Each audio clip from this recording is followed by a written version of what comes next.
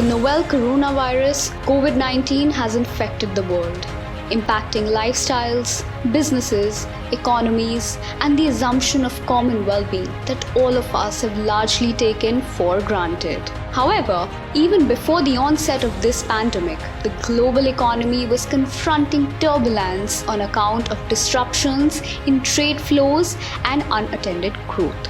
This world crisis has now been aggravated by demand, supply, and liquidity shocks that COVID-19 has inflicted.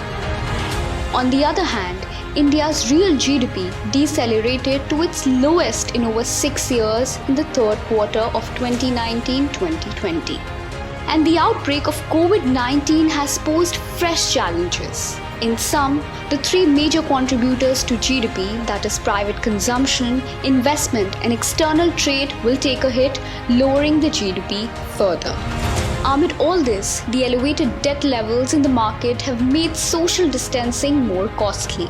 To top it up, the foreign value-added component in India's gross manufacturing exports is much lower than that of its Asian peers like Thailand and Vietnam. In fact, Purchasing Managers Index indicates some economic crisis ahead. While steps taken to contain its spread, such as the nationwide complete lockdown, have brought economic activity to a standstill, the lockdown is likely to have a sizable impact on the economy, most significantly on consumption, which is the biggest component. आज रात 12 बजे से संपूर्ण देश में संपूर्ण lockdown होने जा रहा है. On this, Nirmala Sitharaman announced a relief package of 1.7 lakh crore, and the RBI cut the repo rate by 75 BPS and has given 3 months pause on the EMIs. So the package that we come up with will benefit those migrant workers, those poor, those urban and rural poor, and the women. And this Prime Minister Garib Kalyan scheme that we want to come out with is expected to meet a total of 1,70,000 crores. However, are these steps enough to curtail the economic crisis in the country? Will the economic forgivers be able to hold on and survive? Let's take a look at the sectoral impact of coronavirus on the economy.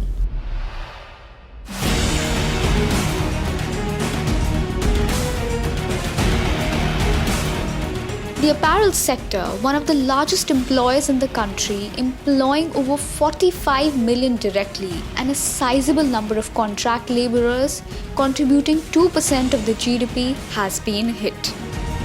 It is anticipated that with the looming crisis of coronavirus, the demand shocks are expected to hurt India's textile imports and domestic retail over the next few quarters. The textile and apparel sector production is expected to witness a decline by 10 to 12% in April to June quarter. With the lockdown in China too, the price of man-made fiber is likely to rise significantly, resulting in higher price for some goods in the domestic market. Meanwhile, from a manufacturing perspective, employment is likely to be impacted owing to limited demand. Also, about 1 crore jobs will be at stake. COVID-19 is going to have its impact on the retail industry. There's no question about it. Because with this kind of an epidemic, you will get into a situation of recession. And when anything gets into a recessionary mode, the first industry to be affected by it is actually the retail industry. There's likely to be a big shift in people's mindsets, and they want to do more about businesses in these areas, and we're likely to obviously benefit from that. Also, when people are a little more careful about their money, they would love to come to our website, which is about affordability, about giving branded clothes at great prices. So there are going to be a lot of challenges, as I said, moving forward. But if we're up to the challenges and we've done our planning, I think we should do well out of it eventually.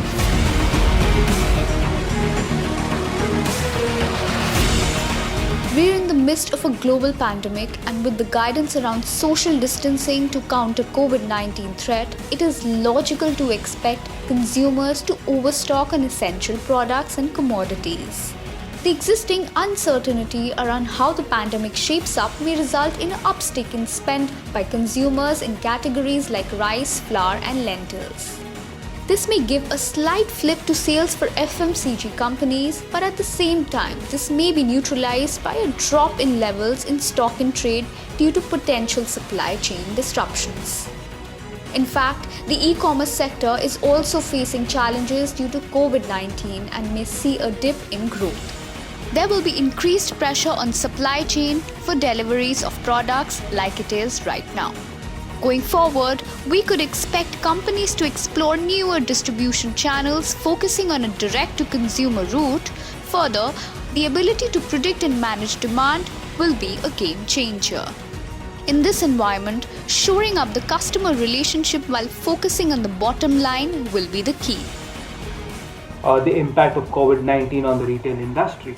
It would take roughly approx around 9 to 12 months for retail industry to recover from the impact of COVID-19. 1/3 of the jobs in the industry will get impacted. Only 7 to 8% of the retail industry is functioning at the moment. The retailers are only selling the essentials which are needed. For a long time, even after the lockdown is lifted, the consumers will be in reactive mode and will only buy essentials which are needed. After that, it will be the recovery mode. The industry, which has roughly 15 million retailers, including big, small, traditional and modern retailers, right? The retail employs around 40 to 50 million Indians directly. The impact on the GDP is also going to be adversely affected to this FMCG thanks to this COVID-19.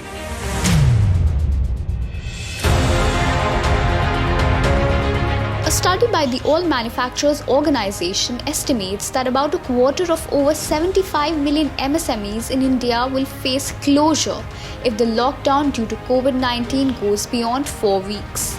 And this figure is estimated to touch a whopping 43% if this situation extends beyond 8 weeks.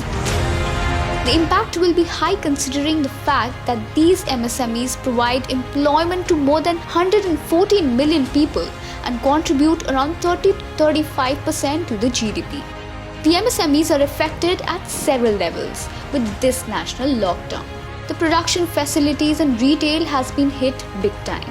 MSMEs engaged in hotel industry, tourism sector and logistics have been witnessing a sharp drop in business for some time now. Meanwhile, the MSMEs engaged in essential services are still operational. However, it is unlikely to remain isolated from the slowdown owing to liquidity constraints, plunging general sentiments and purchasing capacity. The consumer goods, garments, footwear, utensils, automotive segments will see a major direct impact. Sectors which are dependent on high imports such as electronics, consumer durables, pharma are facing bottlenecks and are so the export-oriented sectors due to a major drop in demand globally. When it comes to the MSMEs, they are facing the most burden now as of now basically because of last 10-15 days if you see practically, there is no shipments or supplies happening. No production is happening and no cash is coming into the system. And moreover, because of the lockdown, the government has asked all the production also to be stopped. It is one way it's very good just to stop the spreading of the pandemic. There is a negativity in the market stating that there will be job losses. Once the jobs are lost, the demand for the goods and services is going to come down, which is going to again impact the overall MSME and the Indian economy as a whole. So just to make these things keep and moving it, the government should ensure that the MSMEs, the cash flows should be maintained. The automobile industry contributes 7.1% and the auto components contributes 2.3% to India's GDP, employing about 40 million people. The sector was already facing weak demand and now the production shutdown across the country due to the pandemic will impact significantly further. Demand will be muted as this segment is significantly impacted by economic and market sentiments, and especially the consumers' purchasing power. With the shutdown of all non-essential services, the demand for commercial vehicles is also expected to further plummet. The OEMs will need to delay any launches by at least a few quarters or till the sentiments improve. The industry experts say that only essential repair-related aftermarket services would continue, but under low demand. And the Indian auto component industry can emerge in medium to long term as an alternative source of supply if duly supported by policy framework.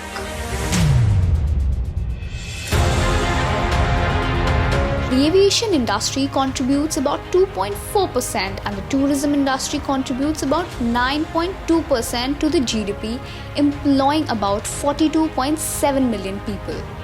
India's tourism and aviation sector has been the first industry to be hit.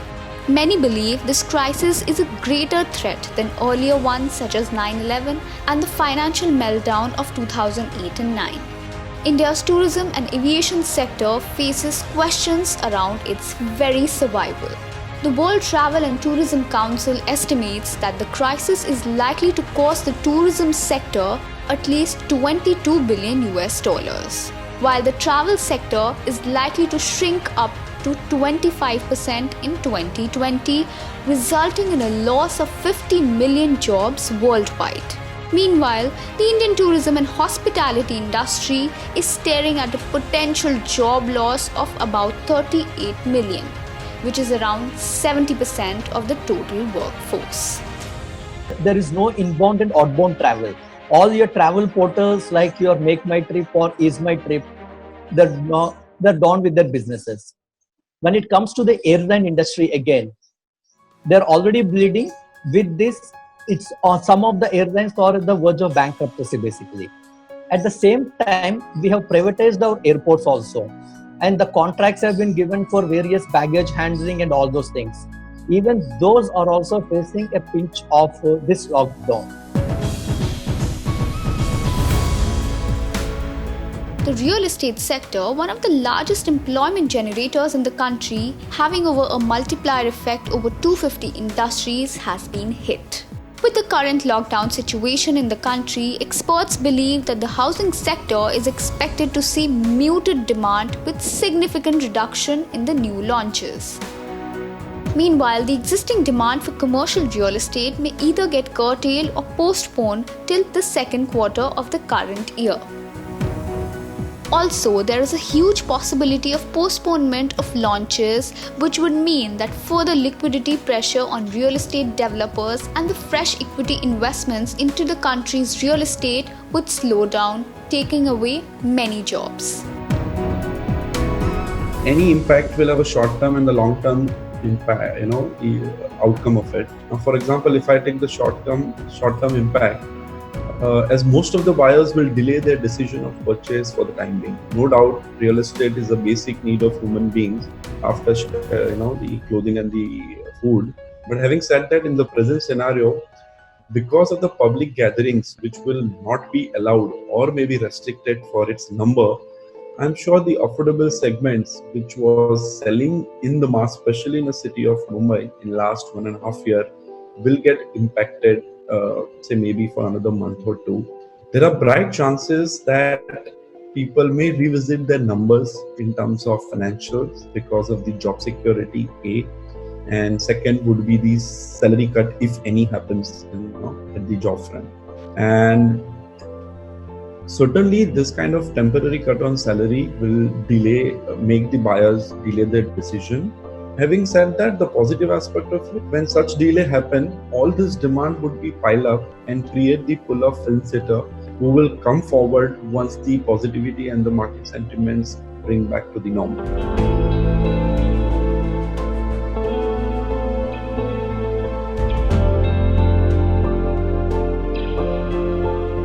Schools and colleges around the country have been impacted by COVID-19, facing closures that could last several weeks, that too during the crucial period of academic year ending. Public schools and low-fee private schools especially are facing a larger impact on teaching and learning, owing to heavy reliance on brick-and-mortar means of delivering lessons. Meanwhile, the private schools that have means and resources, on the other hand, could try to minimize impact on teaching learning, but could face cash flow issues if payment of fees are delayed. On the other hand, in higher education, most higher education institutions are not fully geared to implement online learning with constraints around availability of digital content and delivery capabilities. The impact of COVID-19 outbreak is also expected to impact admissions to higher secondaries in the coming academic year. Also, placements, internships for students could also be affected, with companies delaying the onboarding of students. Due to coronavirus, the whole entire nation undergoes lockdown. So I am using of facilities, internet from my house, and it's helped me to complete my CLAT syllabus. Primary agriculture is the backbone of the country and part of the government-announced essential category.